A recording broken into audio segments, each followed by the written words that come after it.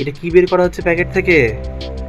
ও, এটা তো একটা আয়না, ওভাল শেপের সুন্দর ডেকোরেশন একটা আয়না। তো বন্ধুরা, আজকে আমরা এই আয়নার উপরে একটা ক্রাফটিং এর কাজ করব। আজকে আমাদের কাছে আছে এয়ার ড্রাই ক্লে, আর আমার সাথে আছে আমার একটা স্টুডেন্ট দেওত্তিমা রয়। নামটা একটু আনকমন, তাই না? তো আমাদের দুজনেরই হলুদ কালারটা পছন্দ, তাই জন্য হলুদ কালারের ক্লেটাই প্রথমে প্যাকেট খোলা হলো।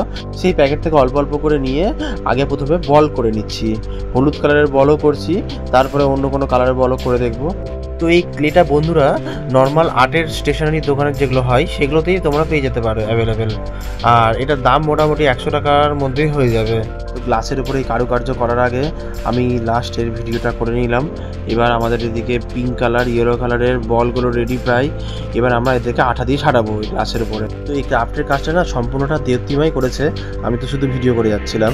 তো যেহেতু পাখির ইচ্ছাতে এটা শুরু করা হয়েছিল, পাখি নিজে থেকে আমাকে বলেছিল, তো তাই জন্যই তো নিজে থেকেই সমস্ত কিছু অ্যারেঞ্জমেন্ট করে রেখেছিলো। এখানে সাজানোর জন্য এখানে আমাদেরকে হট গ্লু গানটা ইউজ করতে হচ্ছে। তো পাখি মানে দেওত্তিমা সেটাও আর কি রেডি করে রেখেছিল। তো আলটিমেটলি আস্তে আস্তে জিনিসগুলো কমপ্লিট করার দিকে এখন চলে গেছি আমরা।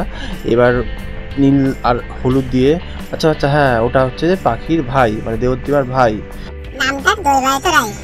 যাই হোক, এখন আমাদের শেষের দিকে কাজকর্ম চলছে। এখন নীলের উপরে ইয়েলো কালারের বল বসানো হচ্ছে।